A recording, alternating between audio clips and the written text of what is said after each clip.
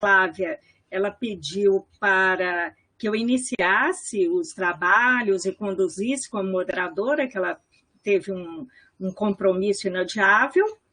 E então, tem o Rodrigo, né, que acabou de entrar. Então, assim, eu gostaria de, com muito prazer, apresentar a professora Luciana. A professora Luciana é professora do Departamento de Fonoaudiologia da Faculdade de Medicina da UFMG, professora do programa de pós-graduação em Ciências Fonoaudiológicas da UFMG, vou ter que fazer umas sessões de fono. Fonoaudióloga graduada pela Unifesp, especialista em audiologia e doutora em ciências pela Unifesp. Então, é um prazer contar aqui com a sua presença. Como a gente combinou, você terá 30 a 40 minutos para a exposição e, a seguir, a gente faz uma discussão, abre para quem quiser perguntar, né? Então, seja muito bem-vinda. Passo a palavra para você. Obrigada, Cacau. Agradeço a você, a Flávia, pelo convite. Eu já participei do RUT uma vez e foi uma experiência muito bacana, e a simulação tem sido uma área que a gente tem investido muito em termos de estudo e prática aqui no nosso curso. Então, vai ser muito bom falar um pouquinho para vocês sobre o que a gente tem feito aqui. Eu vou compartilhar a minha tela.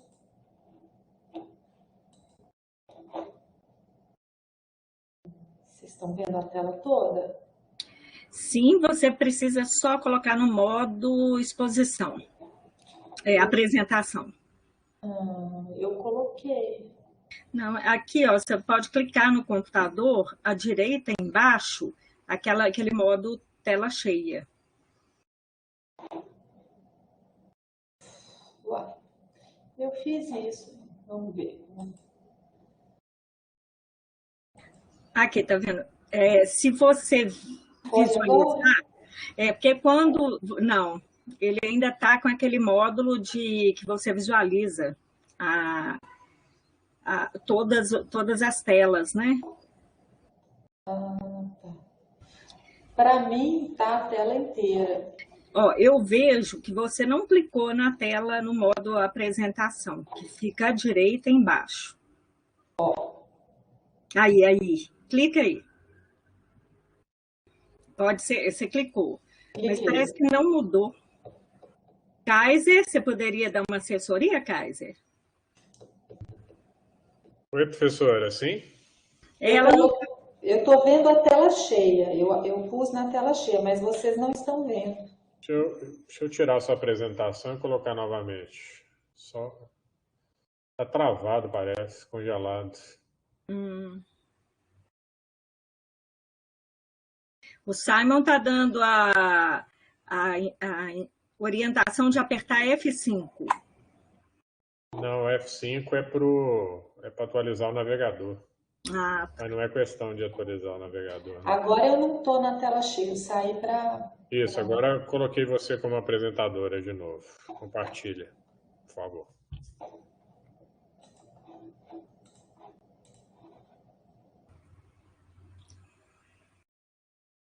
Oi? Foi. Agora só passa um slide aí, professora, para ver se está passando. Não está passando. Não está passando? Não.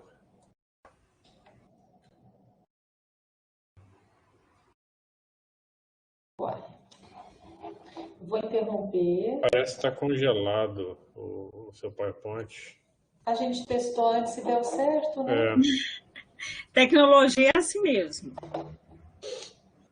Tem tudo para dar certo. Mas você está compartilhando tela ou janela, professor? Janela. Tenta compartilhar a tela, por favor. Então, vou compartilhar a tela. Aí vocês estão se vendo agora, né? Sim. Eu vou para o PowerPoint e...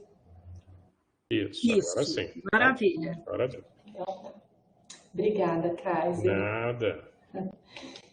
Bom, então eu vou fazer uma breve introdução, porque devem ter pessoas que não são, né, da área de fonoaudiologia, então apenas para contextualizar um pouco quem que é o profissional fonoaudiólogo, né? O curso de graduação em fonoaudiologia, ele forma profissionais generalistas que vão atuar em todos os níveis de atenção e cuidado à saúde na área dos distúrbios da comunicação humana, na prevenção, identificação e tratamento desses distúrbios da comunicação humana nas principais áreas que são audiologia, linguagem, fonoaudiologia educacional, motricidade orofacial, disfagia, voz. E o curso ele é um curso presencial de bacharelado e em 2019 foi feito um último levantamento, haviam 87 cursos reconhecidos pelo MEC no Brasil, sendo que 27,6% de instituições de ensino superior públicas, o que é bem similar à média dos outros cursos superiores no Brasil. E 1/3 destes cursos de fonoaudiologia se concentram na região sudeste. Então, as diretrizes curriculares nacionais, eu acho importante comentar aqui, elas prevêem um mínimo de 20% da carga horária total do curso em estágios curriculares. Então, os cursos no Brasil, eles têm uma média de 4.000 horas de duração, sendo que há cursos de 8 até 10 semestres de duração. Aqui na UFMG, nosso curso tem 10 semestres. E nessas diretrizes curriculares nacionais não há nenhuma menção sobre o uso de simulação no ensino. O que chama bastante atenção, porque em outras áreas, como a enfermagem, a medicina, a simulação ela é obrigatória, né? Ter o laboratório de simulação, ter essas práticas simuladas, é obrigatório já antes do atendimento clínico nos estágios. E então isso me chamou bastante atenção, por que a fonoaudiologia ainda não presta muita atenção nesta parte. E aí eu fiz um levantamento.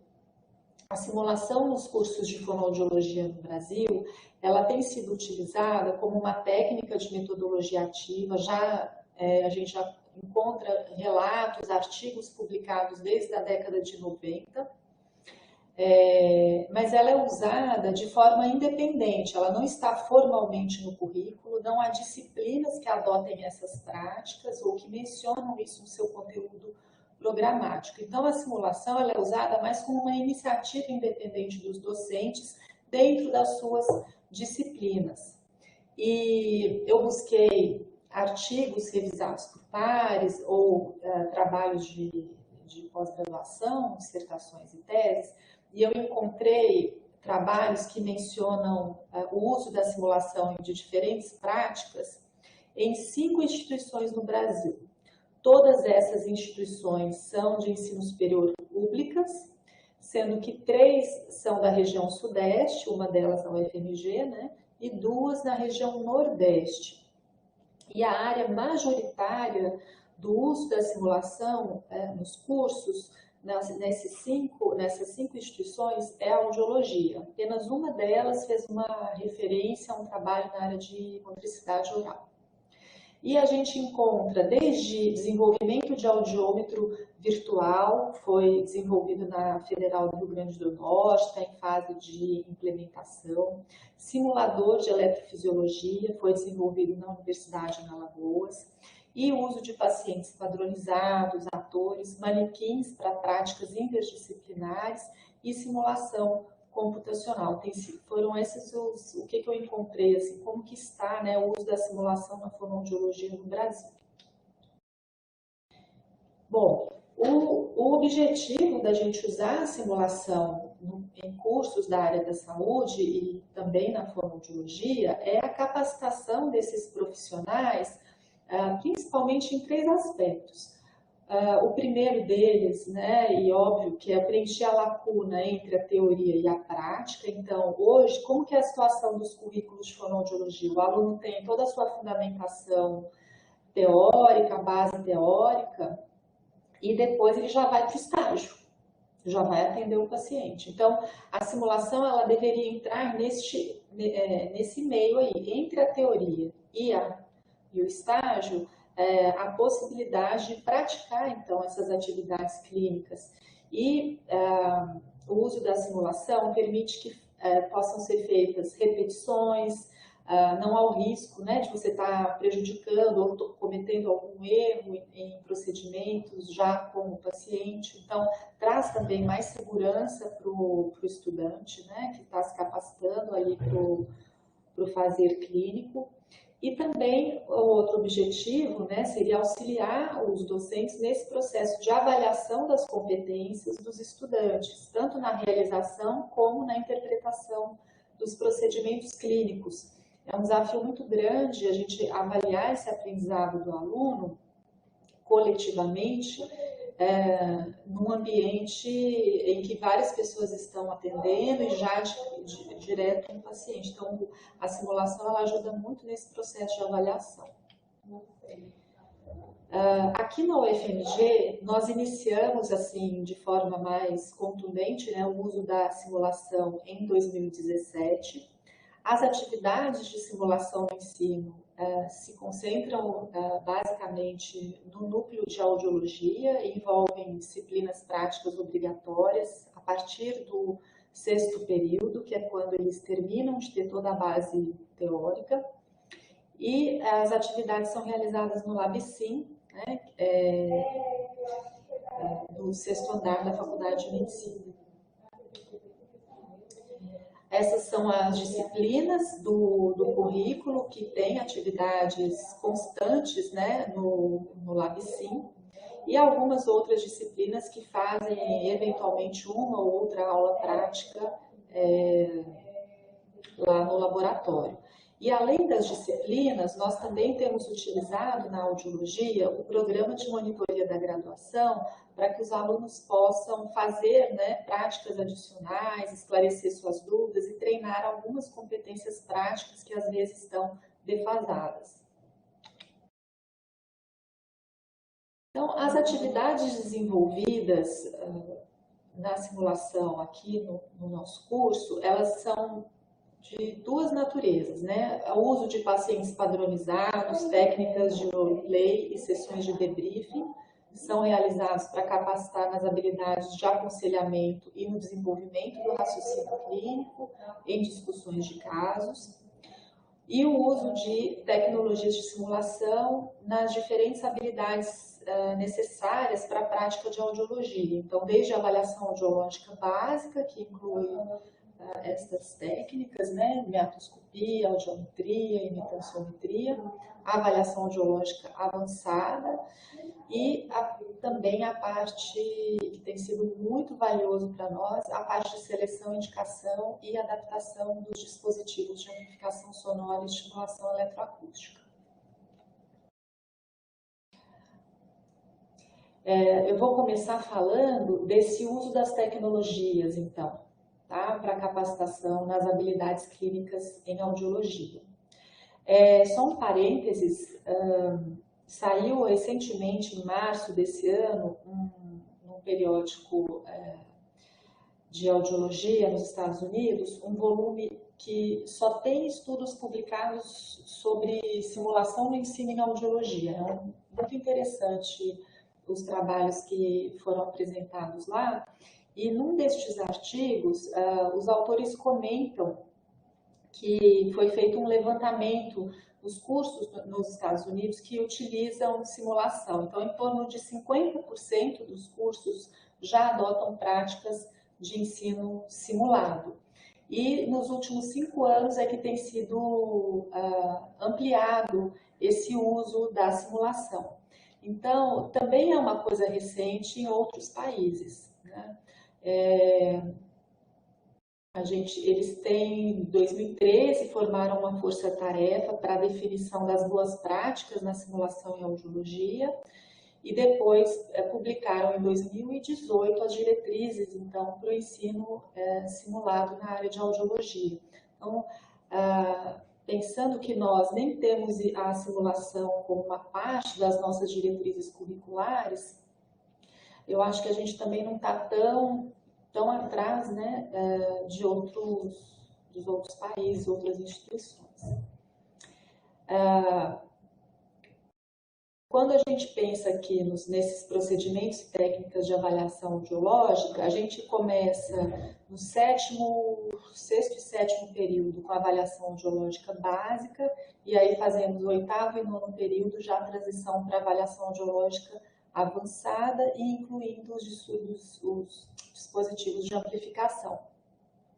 Hoje a gente não consegue muito mais pensar em ensinar audiologia aqui no nosso curso sem fazer simulação, porque foi um ganho muito grande e a gente tem tido resultados muito positivos lá na frente, quando os alunos vão no nono e décimo período para os estágios. Então, a gente trabalha os procedimentos de exames, desde a preparação do paciente, a instrução dos exames, até realização dos exames e a interpretação. Então, nessa foto a gente tem 2 alunos no laboratório que estão realizando um exame. Então, os alunos fazem exames neles mesmos para praticar. E a gente tem, né, a meta principal, desenvolver o raciocínio clínico. Então, no primeiro momento, eles vão estar fazendo exames normais, porque os alunos não têm comprometimentos auditivos, mas a gente tem criado algumas estratégias para fazer a simulação de perda auditiva. Então, a gente coloca o fone atrás de um dos ouvidos e simula uma perda unilateral. Aí já cria um desafio adicional. Então, a gente tem conseguido fazer em graus de complexidade diferente, né, e preparar o aluno para chegar no estágio e conseguir fazer um exame com mais agilidade, já sabendo, né, de uma forma mais automática o que ele tem que fazer. Então, a gente treina a parte de meatoscopia com esses manequins de baixa fidelidade, né, que a gente tem lá no laboratório, e isso é muito importante. Depois eles treinam neles mesmos, que também é importante, porque quando você faz no outro, né, você é submetido ao procedimento, quando você for fazer no paciente, você sabe o que ele vai sentir e a melhor forma de você abordar, estar realizando, né? Isso para todos os procedimentos. Um uso também que a gente começou a fazer de forma mais recente é um uso de simulador online, audiômetro virtual, que a gente pode usar, a gente tem usado esse recurso para fazer estudos de caso clínico e atividades remotas com os alunos. Então, esse é um software de uso aberto, ele é gratuito, ele foi feito por um professor, um audiologista da Universidade de Manchester, na Inglaterra, e ele possibilita, né, que o aluno pratique como se fosse seu computador fosse um audiômetro. Então, ele seleciona a frequência, seleciona a intensidade, e o professor, então, ele cria o caso que ele quer que o aluno avalie. Então, posso simular qualquer tipo, grau e configuração de perda auditiva, e depois que eu crio este caso, o programa me gera um link e eu disponibilizo esse link no Moodle para os alunos, e aí eles, acessando o link, eles têm que realizar esse exame. Isso tem sido muito, muito interessante, principalmente agora, né, nesses tempos de pandemia, que a gente tem tido um número menor de práticas, com menos alunos em cada turma, e menos pacientes também, né? Então, permitiu o uso desse simulador, permitiu que a gente ampliasse também os tipos de casos que os alunos vão encontrar. Perdas assimétricas, perdas de grau profundo, perdas em rampa. Então, às vezes, casos que são mais raros de se encontrar, a gente pode colocar e propiciar essa prática para o aluno. Então, aqui é uma aluna no laboratório também, mas aí já fazendo presencialmente a sua prática de avaliação audiométrica. A avaliação do processamento auditivo, que já é uma avaliação um pouco mais complexa e aprofundada, né, das questões de percepção de fala. Os alunos encontram bastante dificuldade para realizar esse procedimento no estágio, encontravam, né, antes de ter a prática simulada. Então, isso também é um recurso que a gente usa muito lá no laboratório. Existe, eu coloquei aqui, um simulador também de avaliação eletrofisiológica. Esse é de uma universidade do Canadá, só que esse simulador ele é pago. Então a gente fez uma experiência com os alunos, a gente pode criar uma conta e usar durante 30 dias. E é muito interessante porque eles fazem um treino virtual, assim como no audiômetro, mas também para análise das ondas, porque em eletrofisiologia, o que às vezes é muito complexo para o aluno não é nem a realização do exame, a preparação do paciente, mas a análise desses exames. Então, esse software permite treinar bastante a questão da análise. É muito fácil de manusear, é muito interessante. E nós temos um convênio que foi aprovado ano passado com a Universidade, com o CISAL de Alagoas, e que o professor Pedro Menezes desenvolveu um simulador também de eletrofisiologia, e esse software ele foi instalado, né, recentemente nos laboratórios de informática aqui da faculdade, para a gente também poder começar a utilizar. Isso é muito bom, porque nem sempre a gente tem o equipamento. Então, se eu tenho uma turma, as turmas da FOMA, que são em torno de 25 alunos, eu não posso ter 25 alunos usando um único equipamento. Então, se você tem um software simulador, você pode ter cada aluno no computador, em um computador, fazendo essa prática na realização do exame.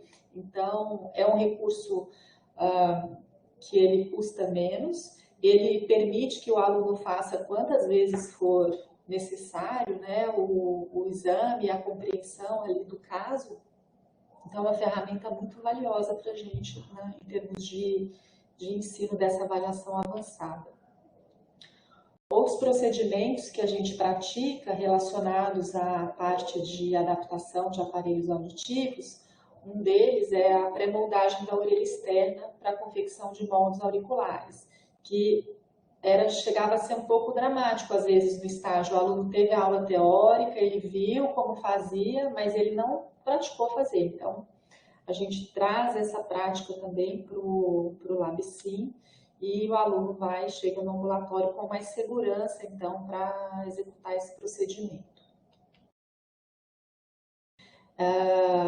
Aqui a foto ficou um pouco embaçada, né? Mas aí mostrando essa universidade não é no Brasil, né? A gente pode ter manequins de baixa fidelidade também, com a orelha de silicone, que possa, então, ser o aluno praticar no manequim a realização desse pré-molde. Aqui a gente tem feito, o aluno faz, né, os alunos fazem entre eles mesmos esse pré-molde, como está aqui em cima, e a gente tem feito 2 a 3 práticas dessa ao longo da disciplina, e a gente faz uma avaliação também final para saber o quanto que o aluno conseguiu desenvolver nesse procedimento, porque muitas vezes um pré-molde mal feito, ele determina um insucesso, às vezes, da adaptação de um aparelho. Então, é um procedimento que é delicado, porque pode machucar, tem que ter vários cuidados, e a gente tem feito isso no LabSim, os alunos têm dado um retorno muito positivo para a gente, né?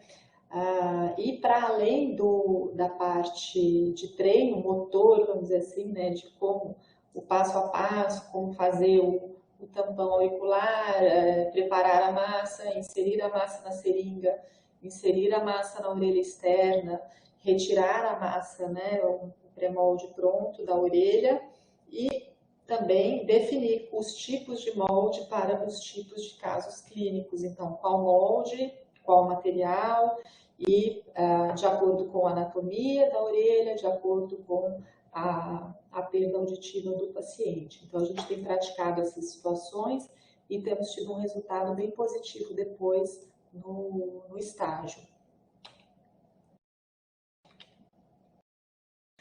Nós fazemos também a programação e verificação dos aparelhos auditivos, a gente tem os equipamentos para isso. Nós conseguimos 2 empresas de aparelho auditivo que nos doaram alguns aparelhos de excelente qualidade para a gente fazer essas simulações, né? Nós temos um manequim simulador de ouvido para fazer essas medidas no manequim e poder estudar essas questões físicas e eletroacústicas também, que geralmente causam muita dúvida para os alunos na hora de regular o aparelho e atender a demanda auditiva do paciente, né? Então, isso tem sido uma prática muito recorrente e que tem auxiliado muito os alunos a entender melhor os mecanismos e os procedimentos necessários ali para uma boa adaptação.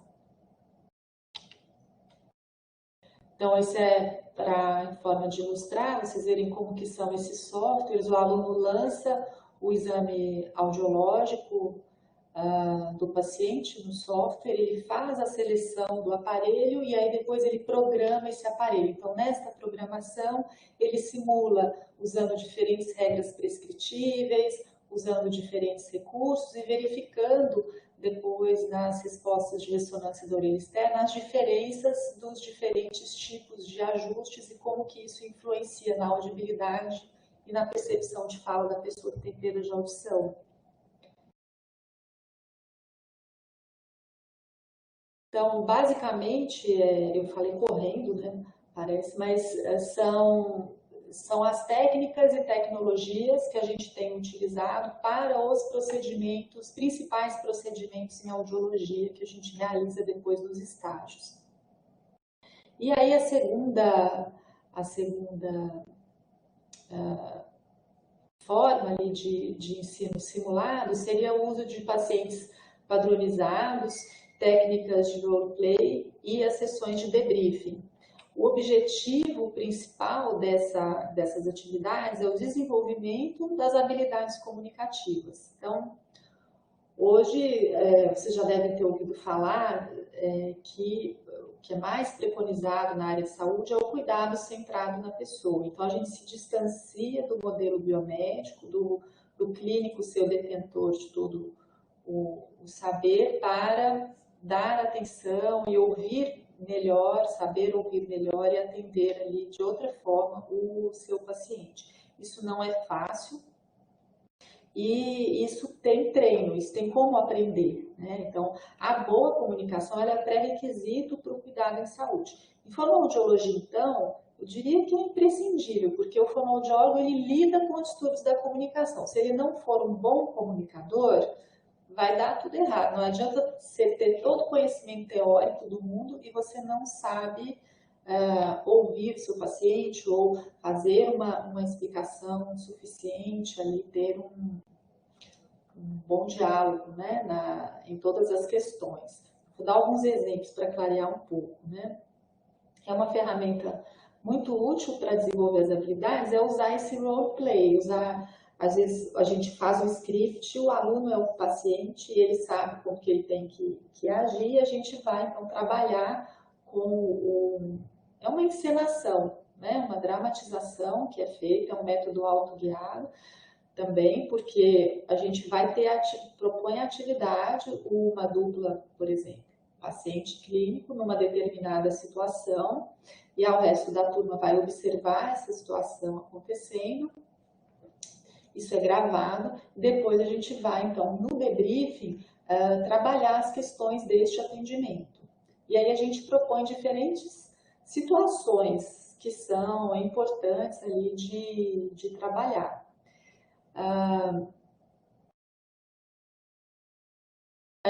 Quais situações são essas? Então, a gente trabalha muito com a questão da anamnese, da entrevista do paciente. Então, tanto o paciente que vem para fazer uma avaliação audiológica, o que é importante perguntar, como eu faço aquela pergunta, né?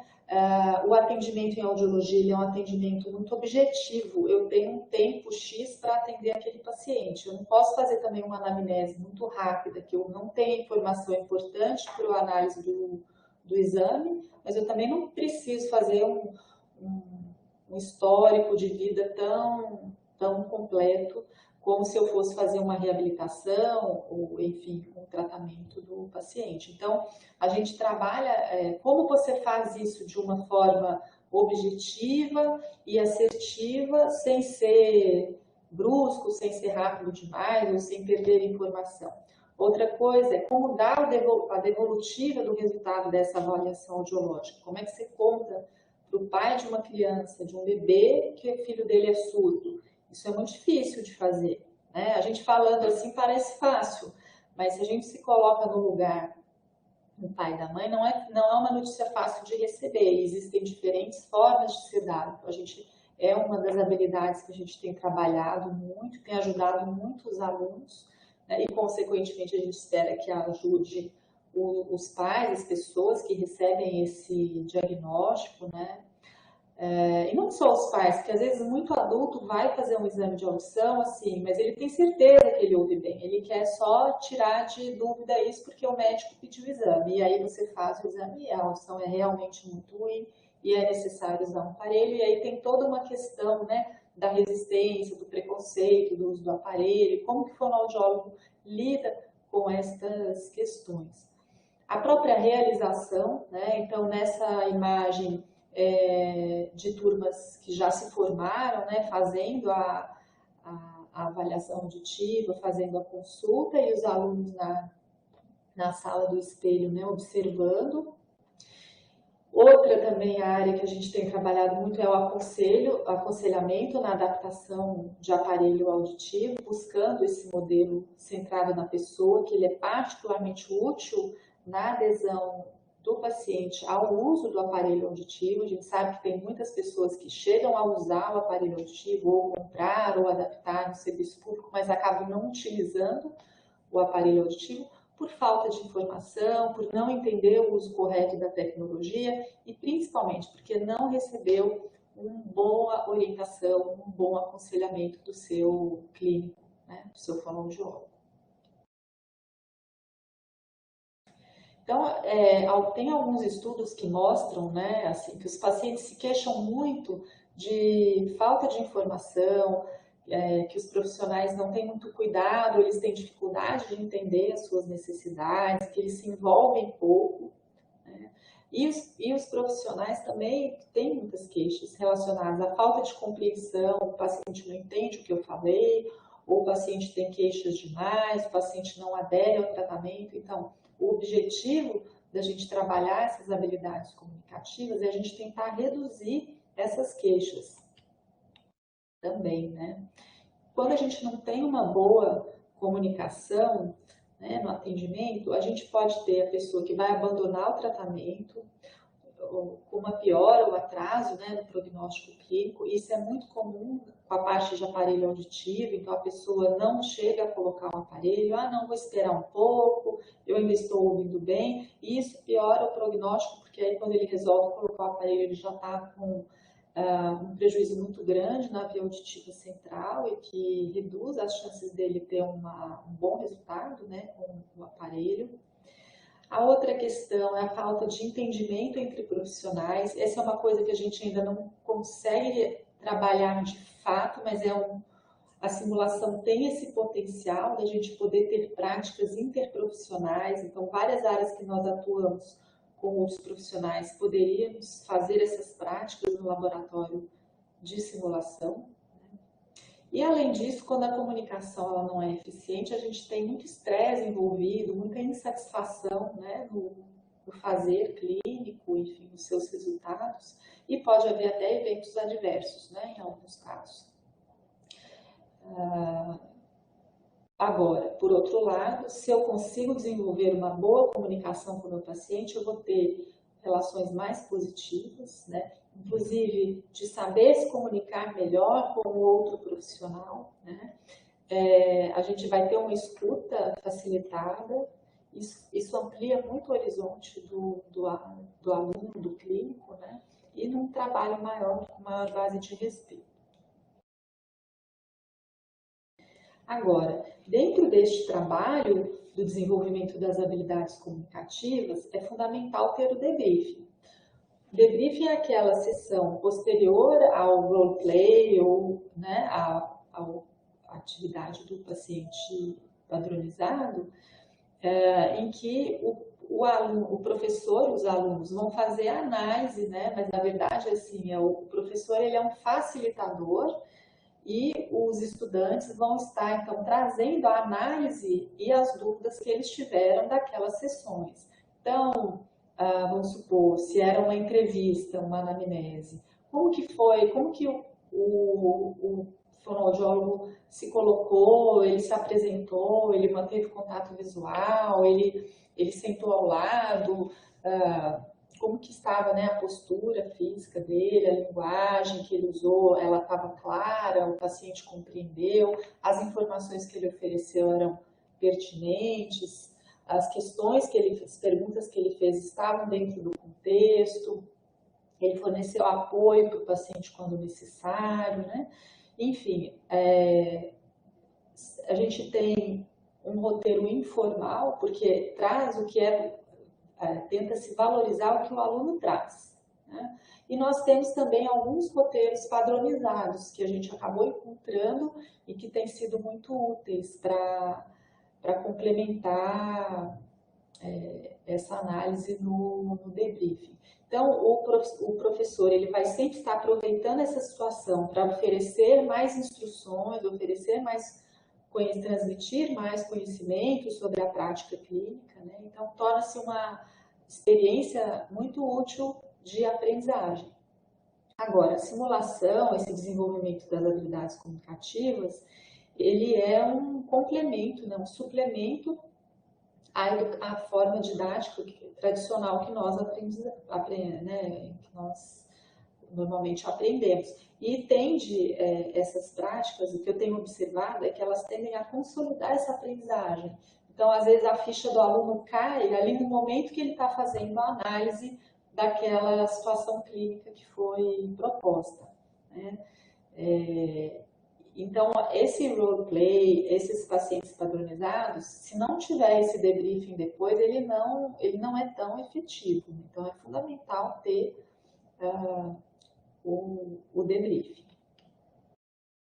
E aí, eu queria contar um pouco para vocês sobre as atividades que nós desenvolvemos durante a pandemia, né? A gente teve desafios enormes para a manutenção, né, da qualidade de ensino, porque de uma hora para outra não podia ter ensino presencial, o currículo ele é presencial, né, sempre foi, apesar de a gente já usar a simulação, da gente já ter essa experiência que eu relatei para vocês, como que nós vamos fazer agora, né? Então foi muito interessante, assim, nós participamos, né, do projeto de ensino do PEDEG, com um projeto bem amplo, né, no curso de fono, mas um dos grupos de trabalho desse projeto é o grupo de trabalho de simulação que eu faço parte. Então, a gente fez a introdução de atividades de simulação remota e o objetivo de suprir mesmo a redução dessas atividades práticas presenciais. Então, no ambulatório de audiologia, a gente costumava ter 16 a 20 alunos. Hoje a gente pode ter de 6 a 8 alunos no mesmo espaço. Então, a gente atendia pacientes em 5 salas, hoje a gente atende pacientes em 3 salas. A gente atendia de meia em meia hora, agora a gente atende de hora em hora. Então, assim, reduziu muito o número de casos, o número de pacientes, o número de vezes que o aluno vai para esse estágio. Então, a gente acabou, até mesmo com os alunos que já estão no estágio, usando a simulação remota para suprir essa defasagem prática que eles, porventura, pudessem ficar. Então, o uso desses simuladores virtuais que eu mostrei para vocês, como o audiômetro virtual, o simulador de eletrofisiologia, foi fundamental. E nós criamos, com a ajuda, né, dos bolsistas do projeto de ensino, o William, que está aqui assistindo, é um deles, né, William? Construímos vídeos instrucionais, então não é um vídeo que seria um material para o aluno estudar, é um reforço da aula teórica e do material de leitura que já foi passado na disciplina, mas é um vídeo ilustrando, mostrando na prática como que a gente faz cada exame auditivo. Então a gente tem nossa, já até perdi a conta, um sem número de vídeos, vídeo de meatoscopia, vídeo de emissões autoacústicas, de audiometria, de logoaudiometria, da audiometria no adulto, da audiometria na criança, que é uma técnica diferente, as técnicas de avaliação do bebê, dos potenciais evocados e assim por diante, né? Do pré-molde. Então, esses vídeos, eles são passados para o aluno anteriormente e depois é dada uma atividade prática, remota, para ver, né, se o raciocínio clínico, se as questões ali foram assimiladas. E aí a gente tem podido também trabalhar com alguns casos que às vezes são raros ou que eles são importantes, difíceis, desafiadores, ele não vai, de repente, ver no ambulatório, a gente tem buscado trazer isso para o aluno, né, para manter ali. Então, aqui a gente tem um roleplay que foi feito, então, como a gente fazia antes, presencialmente, né? Lá na hora, o roleplay com os alunos. A gente trazia o script, trazia a proposta e fazia. Então, agora, o que a gente fez? A gente fez o roleplay filmado, foi criado, então, um link não listado, e esse link é disponibilizado só aos alunos das disciplinas, né, em questão. O aluno tem lá uma semana para assistir o vídeo e realizar o preenchimento dos roteiros. Tem roteiro espontâneo, ou roteiro de observação espontânea e roteiro de observação estruturado.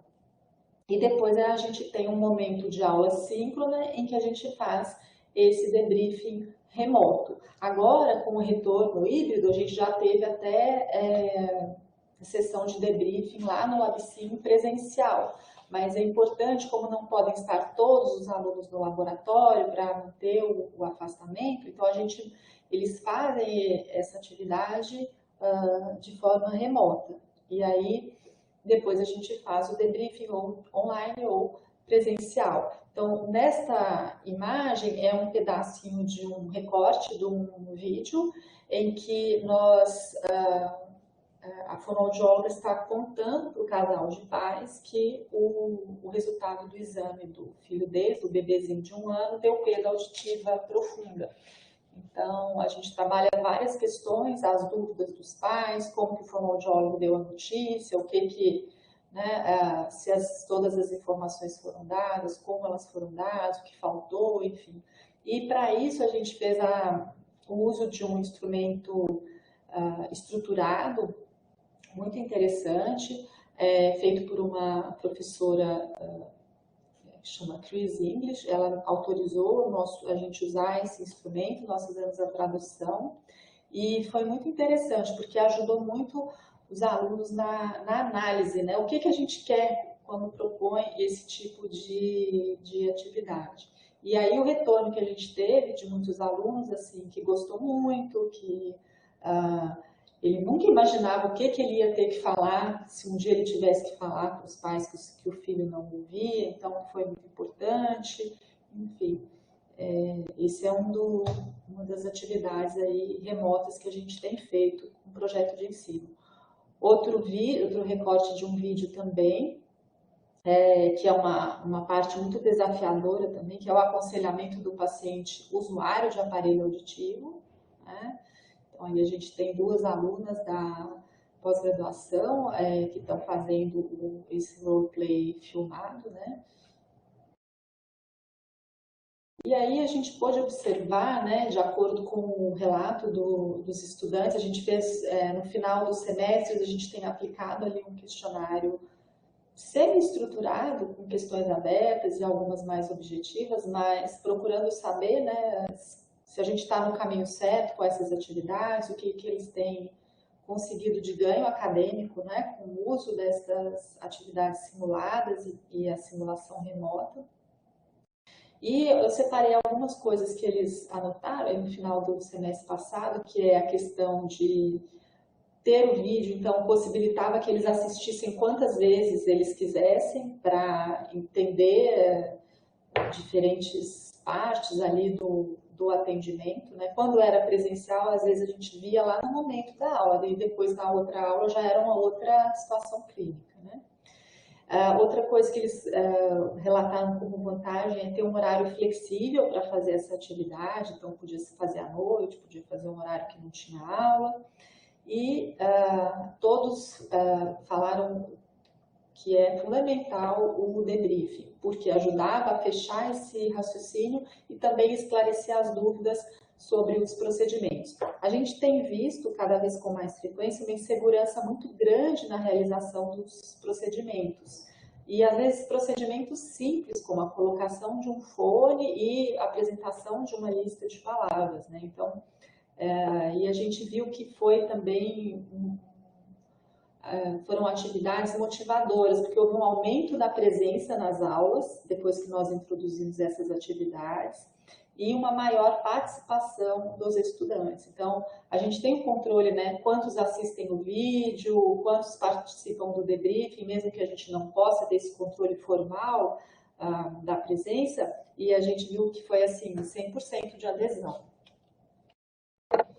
Bom, nós exploramos, então, né, diferentes possibilidades. Então, com as habilidades comunicativas, a gente busca explorar esse potencial ali do aluno e proporcionar um estudo de melhor qualidade, né, com melhores perspectivas para o estágio com os pacientes.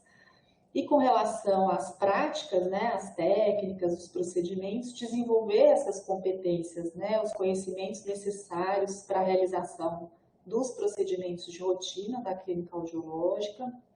Então, como fazer o exame, qual técnica que eu tenho que usar de acordo com a faixa etária, como que eu interpreto os exames e assim por diante. Fazer uma orientação e aconselhamento também mais humanizados, mais assertivos, né, mais embasados, vamos dizer assim. E apropriar também dessa tecnologia a favor do aprendizado e da assistência de excelência ao paciente.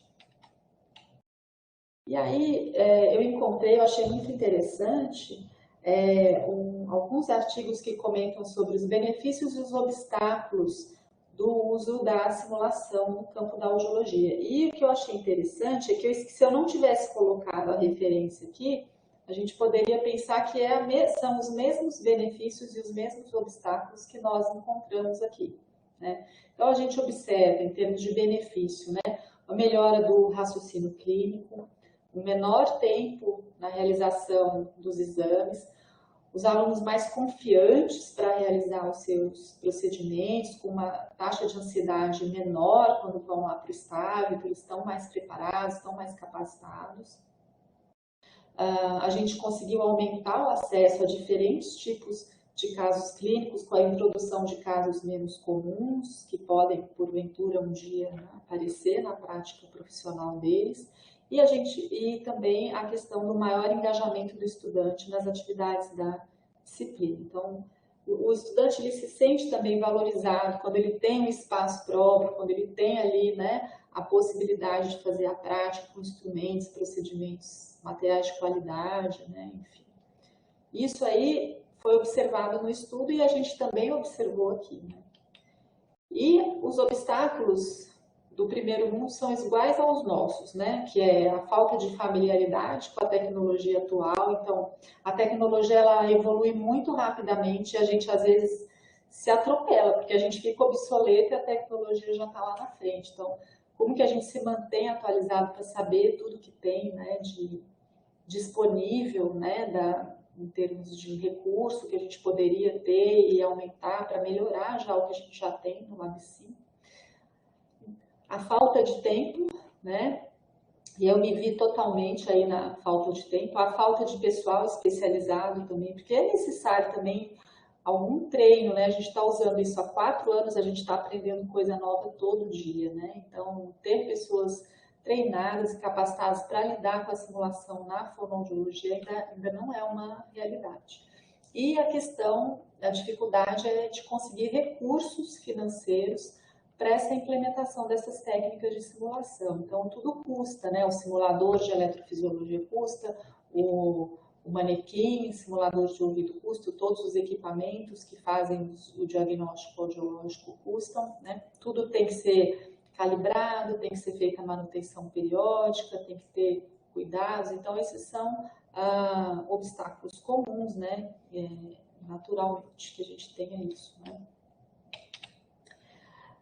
Então, o que a gente fica, né, para finalizar, a questão das expectativas, né, que a gente espera, né, com o uso da simulação, melhorar o desempenho clínico do estudante, com a redução da taxa de reagendamento de exames. Muitas vezes tem exame errado, precisa pedir para voltar na semana seguinte, isso gera, né, às vezes, um inconveniente grande para o setor, para o paciente, né, uma maior satisfação do usuário do aparelho, mas também dos pacientes que são atendidos na avaliação e na reabilitação, né? Melhora na comunicação entre o clínico e o paciente e também entre com os outros profissionais e também com os profissionais do setor de estágio, que já nos relataram, né, que os alunos têm vindo mais preparados e mais interessados. E a gente acha que isso tem relação direta aí com o uso da simulação, porque foi bem pontual essa observação deles, veio depois que os primeiros alunos que fizeram simulação chegaram no estágio. Então, era isso que eu tinha para falar para vocês. Muito obrigada. Agora eu fico à disposição para as dúvidas.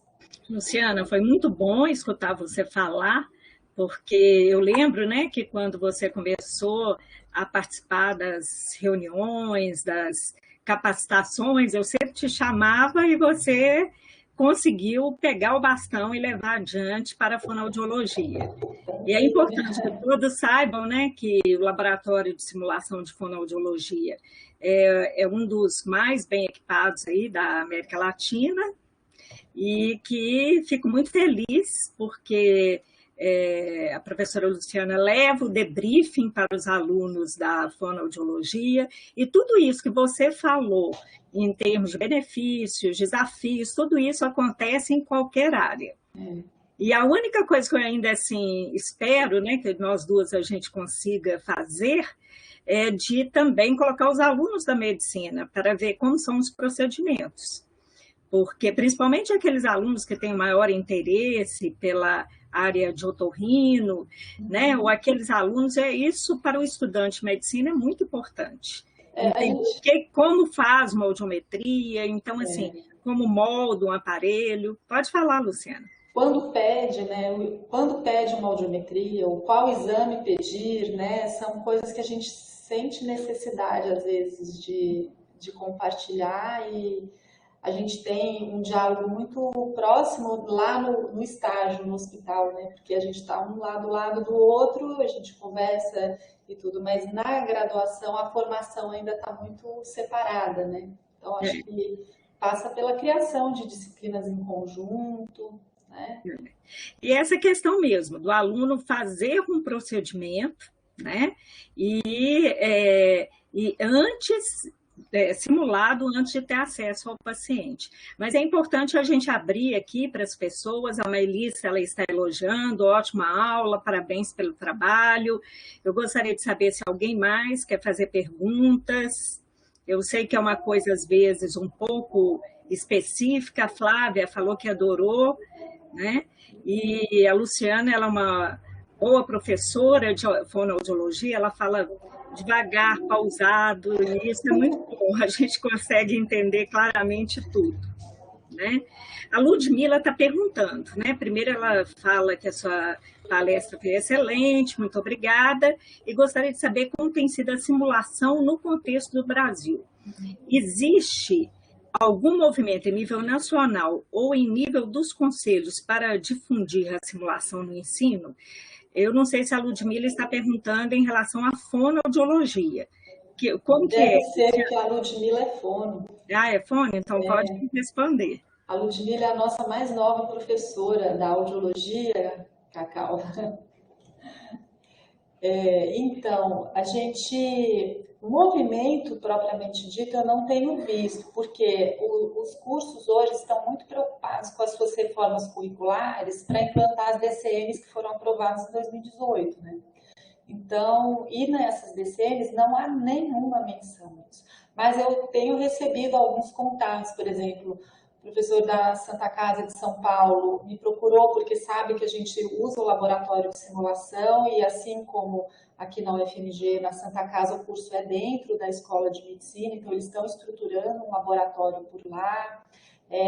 No outro RUT que a gente teve, tinha uma professora da região sul, que também trabalha na Comissão de Ensino da Sociedade Brasileira de Fonoaudiologia. Então, assim, existem muitos professores, muitos fonoaudiólogos interessados na simulação, mas está todo mundo ainda aprendendo, estudando, implementando dentro das suas disciplinas, dentro das suas práticas, mas ainda não faz parte do currículo. Eu acho que enquanto não fizer parte do currículo, a gente não vai ter uma coisa muito tão estabelecida, né? Mas a gente vê que há um interesse muito grande. Esse ano nós inscrevemos um trabalho do relato de experiência que a gente teve com a simulação remota. O William apresentou no Congresso Brasileiro de Fonoaudiologia. O trabalho concorreu a prêmio, então eu acho assim, que há um interesse muito grande. Parabéns! Que bom, né? Parabéns mesmo. E parabéns para os alunos, que a gente também não faz nada sozinho, a gente precisa da ajuda deles, né? Mas tem sido muito, a gente vê que tem um interesse crescente, né? Mas movimento ainda não. A Flávia está perguntando sobre o roleplay. O roleplay, Flávia, é como se fosse uma dramatização, uma encenação. Então a gente traz, por exemplo, naquele exemplo que eu mostrei, que a gente usou o roteiro estruturado, né? Uma das grandes dificuldades, por exemplo, que a gente tem é falar para o pai que acabou de ter um filho que o filho é surdo, né? E então, como é que a gente fala isso, né? O que é certo, o que é errado, o que eu posso falar, o que eu não devo falar, né? Isso gera muitas dúvidas. Isso é tão... Então, a gente pega temas como esse, né? Como é que eu falo para um paciente, como é que eu convenço ele que usar um aparelho auditivo vai ser bom para ele, né? Que ele precisa daquilo. Então, são essas situações que são difíceis para o fonoaudiólogo, porque não está no livro, né? Esse tipo de coisa.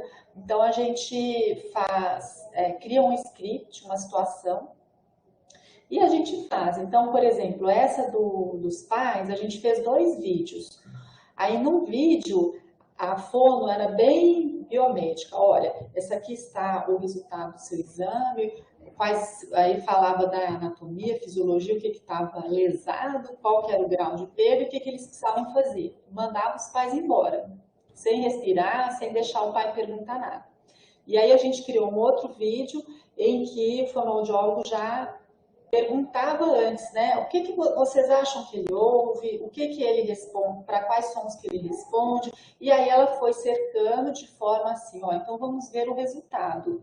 E aí quando ela foi falar o resultado, eles já tinham uma expectativa menor de que ele ouvia, né? Então, mostrando assim, como que você faz esse cuidado centrado. Então, é muito trabalhoso, a gente cria um script mesmo, a gente conversa antes, os alunos que serão os atores, né, desse roleplay, e a gente filma. Se a gente tivesse presencial, a gente filma a situação, normalmente não pode durar mais do que 10 minutos, senão fica muito longo, né, em torno de 10 a 15 minutos cada vídeo, no máximo, e aí depois a gente senta com os alunos, e aí, vamos lá, o que vocês observaram do vídeo?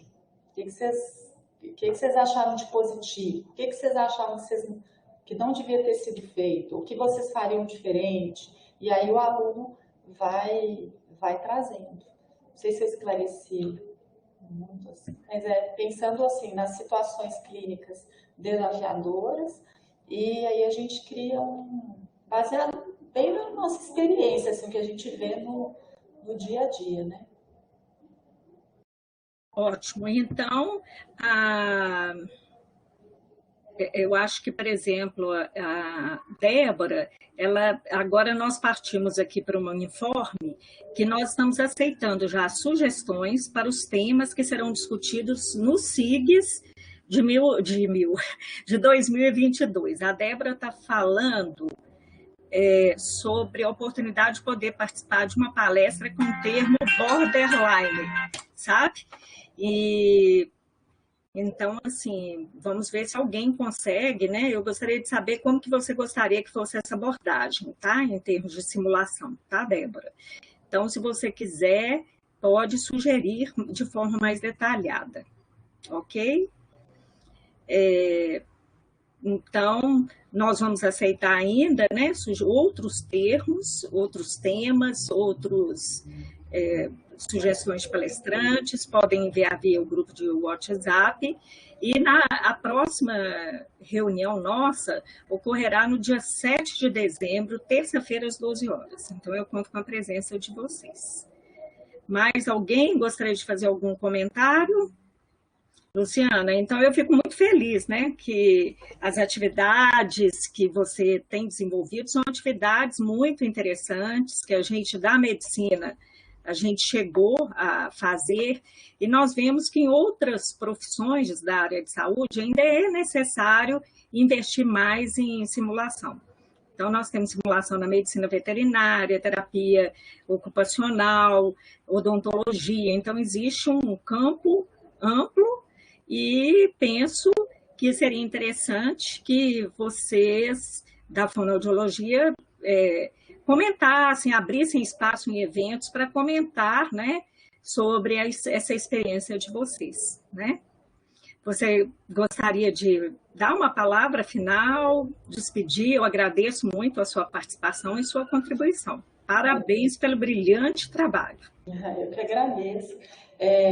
Eu acho que a gente tem muito ainda a fazer, porque a gente tem, né, os simuladores da Lerdal, por exemplo, a gente não tem nada disso, tem várias coisas interessantes relacionadas à parte de fono.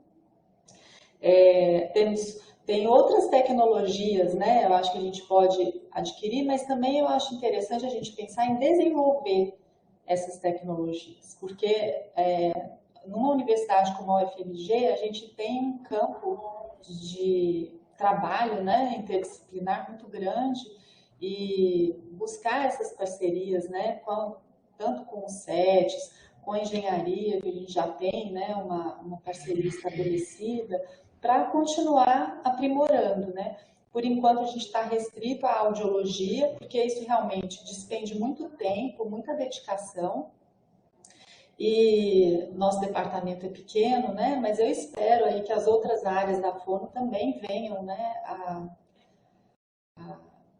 adotar a simulação, né? E tem tido já aberturas no Congresso Internacional de Audiologia no ano passado, da Academia Brasileira de Audiologia. Já teve mesa de simulação, né, temos esses cursos que desenvolveram esses simuladores, então a gente está vendo que está disseminando, né? Aí é uma questão de continuar, né? Incorporar isso no currículo. Isso aí, vamos em frente e conte comigo. A gente sabe que em universidade pública, recurso é muito difícil, né?